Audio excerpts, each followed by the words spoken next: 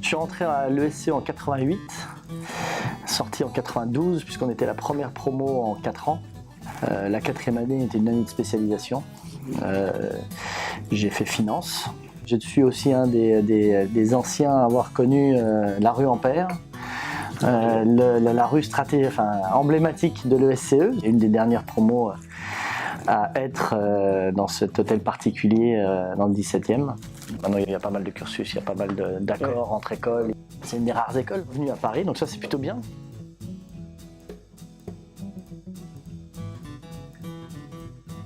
J'ai été aux Philippines. J'étais aux Philippines, à Baguio, une société qui faisait du linge de maison, surtout de tout ce qui est linge de table, tout ce qui est nappe, tout ce qui est serviette de table, etc.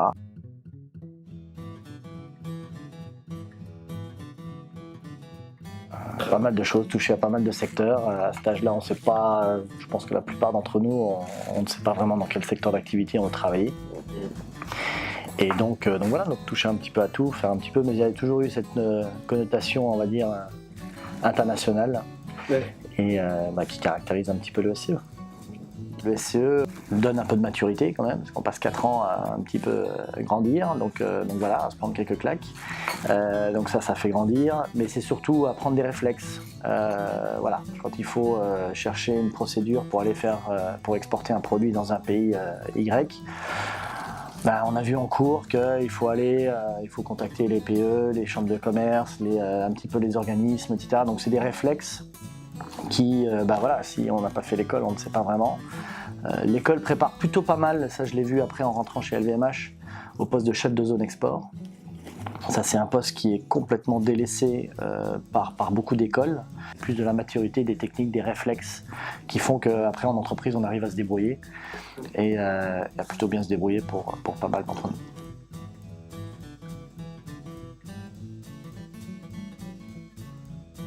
Donc on a fait les premiers voyages au ski à 80 ou 100 étudiants, on a fait des week-ends, que ce soit en Normandie, qui devaient être du char à voile, mais comme il n'y a pas de vent, ça s'est terminé en équitation, enfin bref, voilà, ça reste des très bons souvenirs.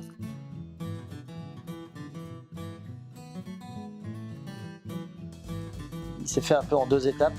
Une première étape qui était après le SCE, où j'ai eu un parcours un petit peu atypique puisque j'ai fait, j'étais militaire. Donc j'ai fait mon service, mais je suis resté dans l'armée un peu plus longtemps. Ensuite, j'ai fait différentes activités. J'ai commencé par des négoces de café. Donc on achetait du café à l'origine, donc en Amérique centrale. On revendait l'industrie agroalimentaire et on faisait de l'arbitrage sur les marchés financiers. Je passais dans une fonction un peu plus commerciale, à faire de la location longue durée. C'était d'ailleurs le seul métier, ou le seul poste que j'ai fait vraiment franco-français. Mais c'était du B2B, j'avais du grand compte, j'avais toute une région, j'avais une équipe aussi. Et puis cette boîte a été rachetée. Là, je suis rebasculé dans la finance puisque je suis allé dans une filiale de Standard & Poor's pour m'occuper de vendre des analyses financières, des commentaires financiers en temps réel, donc via les Reuters, les Bloomberg et autres. J'ai bossé dans l'événementiel sportif. J'ai regardé quelques projets. À l'époque, c'était aussi toute la vague d'internet, des sites, etc. Jusqu'au moment où, à un moment ou à un autre, je me suis dit, il fallait quand même que je me nourrisse et que je nourrisse ma famille surtout. Donc, et c'est là où j'ai vu de la lumière chez LVMH.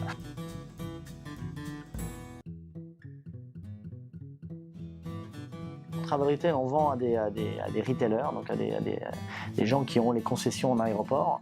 Et donc c'est eux qui gèrent complètement le magasin. Mais dans le magasin, nous on a notre espace qui est, on essaie de la plupart du temps d'être personnalisé. et d'avoir des vendeuses qui vendent notre marque uniquement. LVMH Fragrance Brands, c'est 5 chefs de zone avec grosso modo une assistante et une personne qui s'occupe du terrain, donc un field supervisor. Certaines zones en ont 2, et puis après il y a toutes les vendeuses qui vont avec.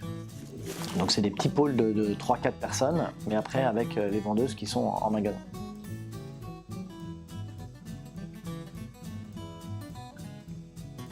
Moi j'adore Hong Kong. C'est une ville qui pue le dynamisme, qui est géographiquement super bien placée parce que, d'un point de vue climat, il fait plutôt chaud que froid. Alors on aime ou on n'aime pas, ça c'est pas autre chose. Mais on est au bord de la mer, mais en même temps, voilà, il y a des collines, il y a pas mal de verdure, contrairement à ce qu'on pense. Et puis donc voilà, donc il y a un mix dans un espace très très restreint de pouvoir sortir la nuit avec une ville qui vit 24 heures sur 24 avec une énergie dingue.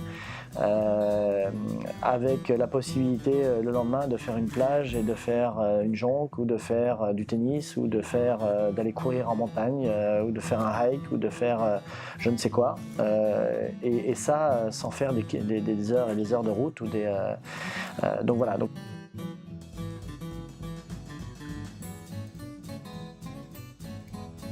J'ai été frappé par l'arrogance par moments de certains.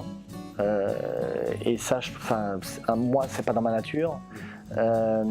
Et donc le seul conseil, ce serait de garder une certaine humilité et une position plutôt observatrice.